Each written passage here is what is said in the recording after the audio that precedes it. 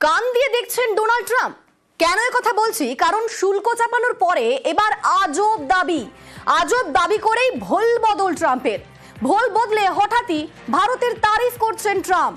ট্রাম্পের দাবি হচ্ছে রুশ তেল কেনা নাকি বন্ধ করেছে ভারত, যদিও ভারতের তরফে এই বিষয়ে কিছু দাবি করা হয়নি। ঠিক কি বলেছেন ডোনাল্ড ট্রাম্প, তার বক্তব্য একবার শোনাবো আপনাদের।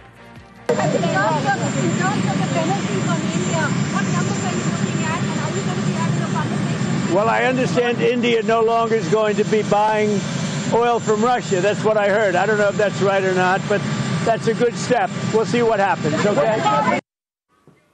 রুশ তেল কেনা বন্ধ বলে দাবি করে তারিফ করেছেন ট্রাম্প। আর আগেই দেখেছি আমরা রুশ তেল কেনায় ভারতকে জরিমানাও করেছেন ট্রাম্প। গতকাল থেকেই সেই শুল্ক চাপিয়েছেন তিনি। আমাদের সঙ্গে এই মুহূর্তে রয়েছেন আন্তর্জাতিক সম্পর্ক বিশেষজ্ঞ রাজাগোপাল ধর চক্রবর্তী। আপনাকে নিউজ 18 বাংলায় স্বাগত। আমরা দেখছি যে ট্রাম্প এবার দাবি করছেন যে ভারত নাকি রাশিয়া থেকে তেল কেনা বন্ধ করেছে, কিন্তু ভারত তো এই বিষয়ে এখনো পর্যন্ত কোনো বক্তব্য দেয়নি। তাহলে ট্রাম্প এই কথা কি করে দাবি করতে পারেন? ট্রাম্প কি তাহলে কান দিয়ে দেখছেন? না, ব্যাপারটা হচ্ছে যে আমাদের যে তেল কোম্পানি, রাষ্ট্রায়ত্ত তেল কোম্পানিগুলো আছে, তারা গত মাসে কিন্তু রাশিয়া থেকে তেল কম কেনা হয়েছে, এটা ফ্যাক্ট। কেননা যে ডিসকাউন্ট যেটা রাশিয়া দিত সেটা এখন অনেকটাই কমে গেছে। এখন যে রাশিয়ার যে তেল উড়াল, তার সঙ্গে যে ব্রেন্ট যেটা এটা ব্রেন্ট ক্রুড যেটা তার ভ্যারিয়েশন হচ্ছে মাত্র $3 ব্যারেল। তারপরে ভারত এখন মনে করছে অনেকটা গুড ফর দিয়ে রাশিয়ান তেল আসতে হচ্ছে, তাহলে খুব একটা আর মানে আমাদের নেই, বেনিফিট নেই। তারপর রাশিয়ার তেল কেনার একটা কিন্তু কমে গেছে, এটা কিন্তু তথ্যই বলছে। এটা উনি হয়তো দেখেছেন আমাদের ওনার গোয়েন্দা সংস্থা বা হয়তো ওনাকে জানিয়েছে, সব তেল কোম্পানিগুলো কিন্তু তেল কেনা দাম কমিয়ে দিয়েছে।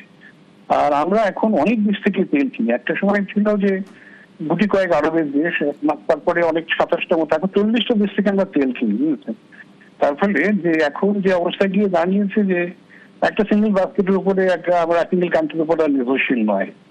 তো এইটা যেহেতু রাশিয়ার তেল কেনার কিছুটা কমে গেছে, একটা সময় তো প্রায় 40% বেশি রাশিয়া থেকে তেল আসতো, এখন সেইটা যেহেতু কমে গেছে তাতে উনি উল্লসিত হতেই পারে যে সব পয়সা অনেকে কেউ দিয়েছে বা ভারত সরকারের কেউ হয়তো বলতে পারে। তো এটা নির্ভর করছে রাশিয়া যদি ফার্দার ডিসকাউন্ট দেয় আমরা কমাবো কিনা। আমরা রাশিয়া তখন তো হয়তো কমাবো না, আমাদের যদি $5-6 ডিফারেন্স হয়ে যায় ব্যারেল, আমরা রাশিয়া থেকে তেল কিনবো। আমরা যখন সাহস করি তখনও কিনে কি ভবিষ্যতেও কেনার মতো নিশ্চয়ই আমাদের সে ধরনের আন্তর্জাতিক বলার ক্ষমতা আছে যে আগে দামে রাশিয়ার দিয়ে তোমরাও দাও, আমরা তোমাদের তেল কিনি। তবে এখন আমার যেটা ধারণা রাশিয়ার পক্ষে আর ওই দামে তেল দেওয়া সম্ভব নয়, এবং তার ফলে যে আপনার থেকেই তেলের রাশিয়ার উপর ডিপেন্ডেন্স আমাদের কমবে এবং অন্য জায়গায় আমরা যাচ্ছি সেটা রয়েছে। এখন এটা একদিকে হয়তো সুবিধা হতে পারে যে রাশিয়ার যে আমেরিকান যে চাপটা রয়েছে 25% প্লাস ট্যারিফ প্লাস পেনাল্টি, সেখান থেকে হয়তো কিছুটা এবারে একদম খামখেয়ালি মানুষ উনি যেভাবে আমেরিকান প্রেসিডেন্ট পদের মর্যাদাটাকে নষ্ট করে দিচ্ছেন, হয়তো কালকেই বলে দেবে রাশিয়া থেকে তেল কিনছেন, আমি ওদের 10% কমিয়ে দিলাম বা 15% কমিয়ে দিলাম, এরকম বলতেও পারি, বুঝলেন। তো যাই হোক না কেন এই তথ্যটা উনি কান দিয়ে শুনুন বা মানে আপনার যেভাবেই শুনুন না কেন, অ্যাটলিস্ট উনি যদি মনে করে থাকেন ভারত তেল আমরা রাশিয়া থেকে কম কিনছে, তারপরে ট্যারিফটা যদি কমিয়ে দেওয়ার চিন্তা ভাবনা করেন, ভালো পদক্ষেপ। আমার মনে হয় ভারত সরকারের নিঃসন্দেহে জানিয়েছেন। যাই হোক আমরা ওয়েট করবো কি হয় না হয়, আমাদের তো নেগোসিয়েশন চলছে, 12 তারিখে বোধ হয় কথা। আপনাকে ধন্যবাদ।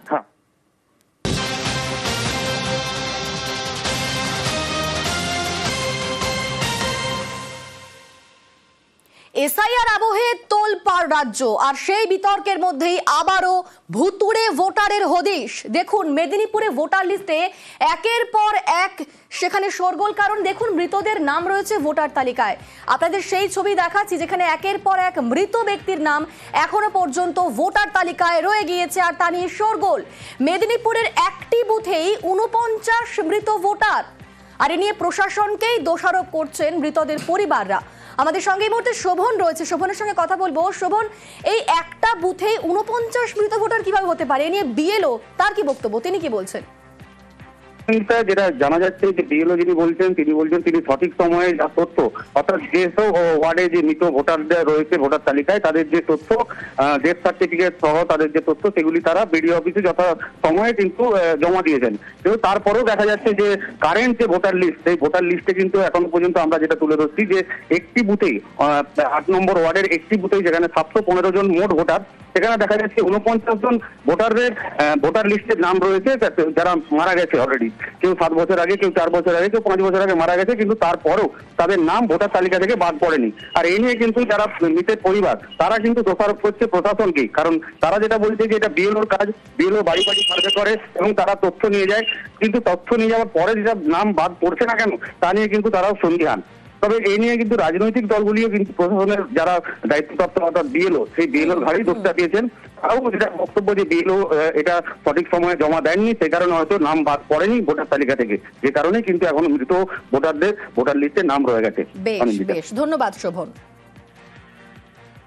নাম দেখা যাচ্ছে অমরেন্দ্র সাহা, ইনি কি এখনো জীবিত? না, জীবিত না। কত বছর আগে? 3 বছর আগে। 3 বছর আগে। তারপর কি ভোটার লিস্ট থেকে যে নাম সরানো, তার কোনো আবেদন আপনারা করেছেন? না, করেননি। আর বিএলওরাও আসেনি আপনাদের কাছে, মানে কোনো রকম কোয়ারিও হয়? উনি লাস্ট কবে ভোট দিয়েছিলেন? 2021 সালে। আপনার কি হয়? বাবা। আমার বাবা অজিত কুমার ঘোষ আর বিভা ঘোষ আমার মা। কতদিন আগে মারা গিয়েছেন? বাবা মারা গেছে 3.5 বছর, মা হলো 7 বছর।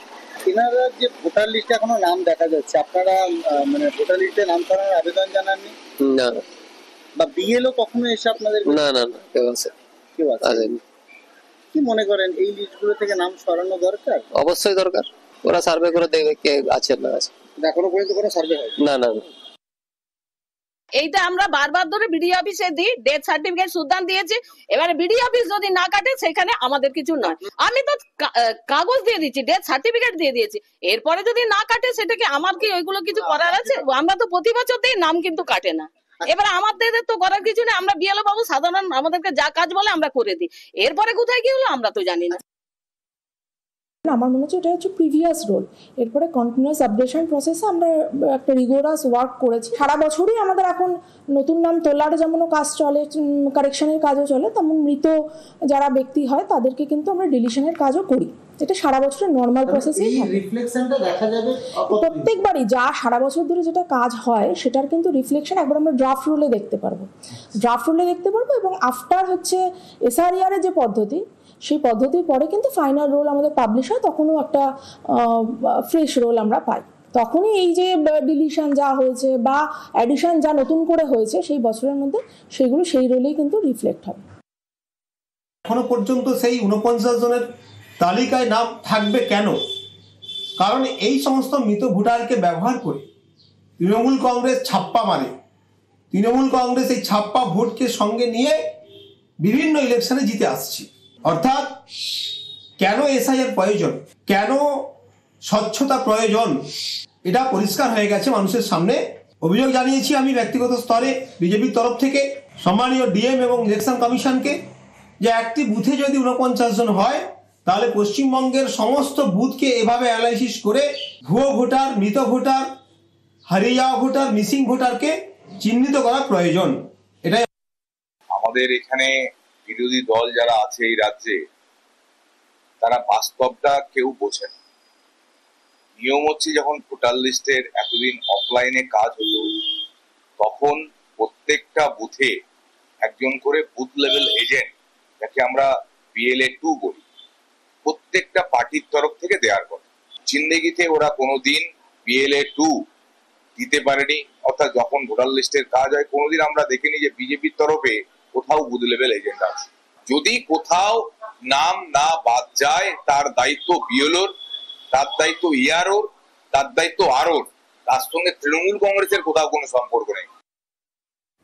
হুগলির কানাইপুরে পঞ্চায়েত সদস্য খুনে গ্রেফতারি। তৃণমূল পঞ্চায়েত সদস্য খুনে জালে 3 জন দুষ্কৃতী। বারাসাত এবং বেলঘড়িয়া থেকে গ্রেফতার করা হয়েছে 3 জনকে। হুগলির কানাইপুরে পঞ্চায়েত সদস্য খুনে গ্রেফতার, ইতিমধ্যেই 3 জন দুষ্কৃতীকে গ্রেফতার করা হয়েছে। বারাসাত এবং বেলঘড়িয়া থেকে গ্রেফতার করা হয়েছে 3 জনকে। আমাদের সঙ্গে রানা রয়েছেন। রানা, কি খবর পাচ্ছি? আমাদের সঙ্গে রানা রয়েছে। রানা, এই বিষয়ে এখনো পর্যন্ত কি আপডেট পাচ্ছি আমরা? হ্যাঁ দেখো, খানাইপুরে মানে পঞ্চায়েত সদস্য পিন্টু চক্রবর্তী খুনের ঘটনায় কিন্তু ইতিমধ্যে পুলিশ 3 জনকে গ্রেপ্তার করেছে এবং একজন মানে ব্যবসায়ীকে আটক করেছে। মানে যাদের যে সমস্ত দুষ্কৃতীদের গ্রেপ্তার করেছে তাদের বারাসাত ও বেলঘড়িয়া থেকে নিয়ে আসা হয়েছে। সবচেয়ে চাঞ্চল্যকর তথ্য হচ্ছে যে মানে কোন্নগরের এককালে যে সন্ত্রাস ছিল, যে ত্রাস ছিল মস্তান পাগা, তার ভাই বিশে, সেও কিন্তু মানে গ্রেপ্তার হয়েছে। যেটা জানা যাচ্ছে যে কোন জমি সংক্রান্ত মানে ব্যাপার নিয়ে, কেনাবেচা নিয়ে একটা গন্ডগোল ছিল, সেই গন্ডগোলের জেরে সুপারি কিলার দিয়ে। বেশ, ধন্যবাদ।